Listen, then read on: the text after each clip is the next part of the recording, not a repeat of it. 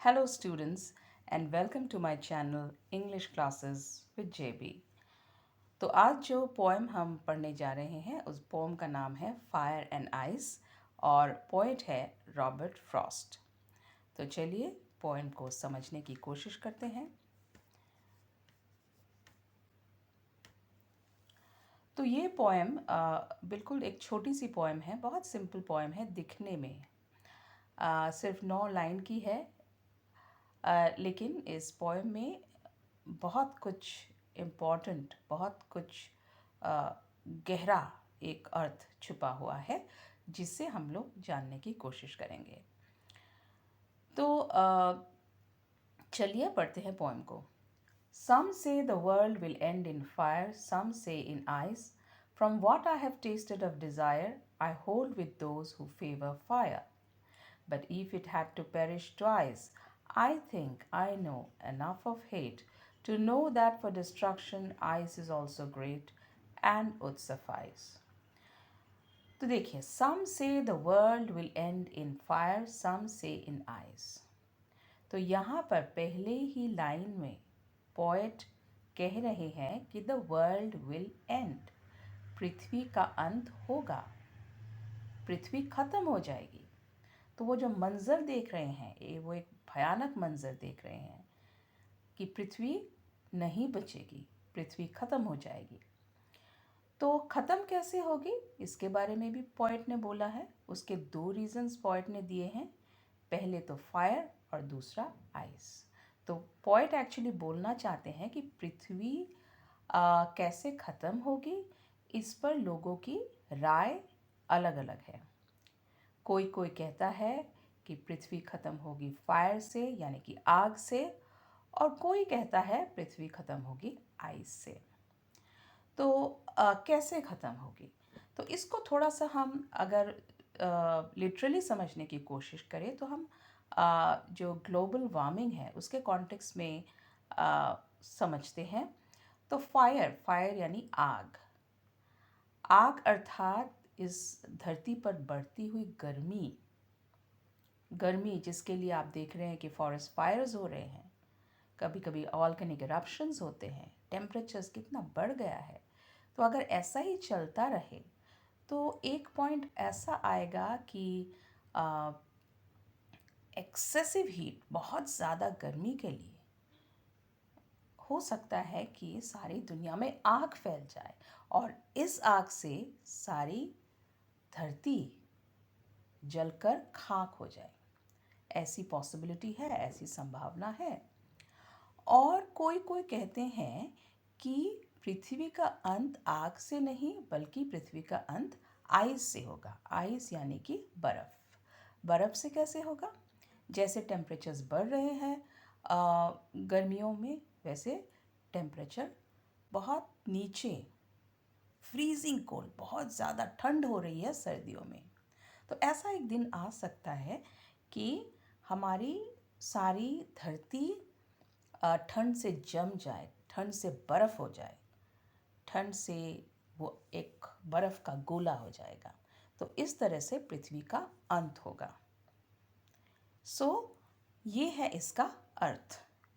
देखिए, ये एक बहुत ही सिंपलिस्टिक एक मीनिंग है, लेकिन आपको इस कविता में इसका सिंबॉलिक मीनिंग ढूंढना है, समझना है। फायर को किस अर्थ में, किस सेंस में पोएट ने यूज़ किया है, तो वो हमें पता चलेगा 3rd लाइन में। From what I have tasted of desire, I hold with those who favor fire. अगर आप मुझे पूछे कि मैं क्या सोचता हूँ, मेरी क्या राय है पृथ्वी के अंत के बारे में, पृथ्वी कैसे ख़त्म होगी, तो मैं कहना चाहता हूँ कि जो जो लोग कहते हैं कि आग से ख़त्म होगी पृथ्वी, हाँ, मैं उन लोगों से एग्री करता हूँ, मेरी भी वही राय है। किस बेसिस में बोल रहा हूँ मैं? From what I have tested of desire, मैंने जो एक्सपीरियंस किया है, टेस्टेड यानी एक्सपीरियंस, मैंने जो जाना है, मैंने जो समझा है इतने सालों की एक्सपीरियंस से, मेरा मानना है कि पृथ्वी का अंत किससे होगा? आग से होगा। लेकिन वो असली वाली आग के बारे में नहीं बोल रहे। वो बोल रहे हैं लोगों के हृदय में जो आग लगी है, लोगों के दिलों में जो आग लगी है, किसकी आग? पाने की आग, इच्छाओं की आग, तमन्नाओं की आग, चाह की आग। यानी कि लोगों को चाहिए, हद से ज़्यादा लोगों को पैसा चाहिए, हद से ज़्यादा लोगों को दौलत चाहिए, शोहरत चाहिए, पावर चाहिए। चाहने में कोई भूल नहीं है, लेकिन अगर ये चाह लिमिट्स क्रॉस कर जाए तो तब ये चाह बहुत खतरनाक हो जाती है। तो हो क्या रहा है? लोग इतने एम्बिशियस हो गए हैं, लोग इतने लालची हो गए हैं, उनके दिल में वो पाने की आग इतनी ज़्यादा हो गई है कि वो लोग कुछ भी करने को तैयार हैं। लोगों को मरने मारने तक वो सोचते नहीं 2 बार। तो आप लोग देख रहे हैं अपनी आंखों के सामने कितने युद्ध छिड़े हुए हैं, कितने लोगों की मौत हो रही है। किसके लिए? Power struggle. लोगों को पावर पाना है, लोगों को ये जो पोजेसिवनेस है लोगों की, हासिल करने की जो आग। तो अगर ऐसा ही हाल रहा तो मेरे ख्याल से पोएट बोलते हैं कि ये पृथ्वी नहीं बचेगी, ये पृथ्वी बर्बाद हो जाएगी। तो चलिए नेक्स्ट लाइन्स को समझने की कोशिश करते हैं। But if it had to perish twice, I think I know enough of hate to know that for destruction ice is also great. अगर आग से पृथ्वी बर्बाद होगी, ख़त्म होगी, तो आइस से भी हो सकती है। लेकिन कब आइस से ख़त्म होगी? अगर पृथ्वी को 2 बार ख़त्म होना है तो पहले बार तो पृथ्वी आग से ख़त्म हो जाएगी और दूसरी बार पृथ्वी आइस से ख़त्म होगी, यानी कि बर्फ़ से ख़त्म होगी। तो आप लोग एक बात समझ लीजिए कि यहाँ पर आइस को भी पोएट ने एक सिंबॉलिक सेंस में यूज़ किया है। वो एक्चुअल आइस के बारे में नहीं बोल रहे, वो आइस का एक दूसरा मीनिंग है जो हम यहाँ समझने की कोशिश करेंगे। I think I know enough of hate to know that for destruction ice is also great. तो यहाँ आइस से पोएट अगेन लोगों की दिल के बारे में बोल रहे हैं। दिल जो ठंडा पड़ चुका है, दिल जो लाइफलेस हो गया है, हार्ड हो गया, कठोर हो गया। किसके जैसा? आइस के जैसा। हम जानते हैं कि आइस बहुत ही हार्ड होता है, आइस बहुत ठंडा होता है, लाइफलेस। उसी तरह हमारे दिल भी ठंडे पड़ चुके हैं, उसमें कोई लाइफ नहीं बची। ठीक है। आई नो एनफ ऑफ हेट। मैं सोचता हूँ कि मैंने इस संसार में बहुत काफ़ी हेट्रेड देखा है, काफ़ी नफ़रत देखी है, काफ़ी घृणा देखी है, लोगों के बीच में दुश्मनी देखी है, बिटरनेस देखे है। लोग एक दूसरे से नफ़रत करते हैं, लोग एक दूसरे के बारे में अच्छा नहीं सोचते। तो इस हेट्रेड के लिए क्या हो रहा है?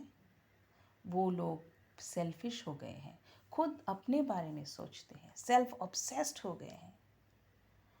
दूसरों की ज़िंदगी में क्या हो रहा है, उनकी लाइफ में क्या परेशानियां हैं, हम कैसे उनको मदद कर सकते हैं, ये सब से उन्हें कुछ फ़र्क नहीं पड़ता।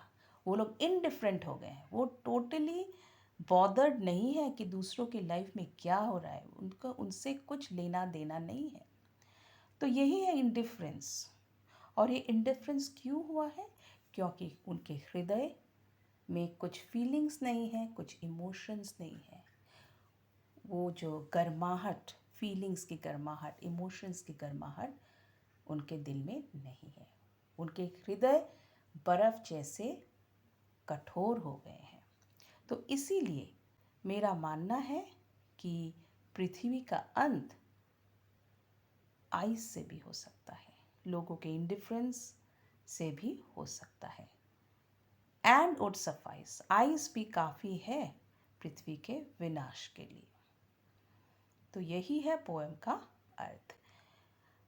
सिर्फ 9 लाइन की पोएम है, बहुत छोटी सी पोएम है, फिर भी बहुत एक बड़ा गहरा मैसेज ये पोएम हमारे सोसाइटी को दे रहा है कि हमें थोड़ा सा चेंज होना पड़ेगा, हमें अपनी इच्छाओं को थोड़ा कंट्रोल करना पड़ेगा, हमें दूसरों के बारे में सोचना पड़ेगा। हेट्रेड, नफ़रत, इन सब से उभर कर हमें दूसरों के साथ प्यार का एक रिश्ता जोड़ना पड़ेगा, तभी पृथ्वी बचेगी, नहीं तो पृथ्वी सरवाइव नहीं करेगी। तो यही था आज का एक्सप्लेनेशन। Thank you.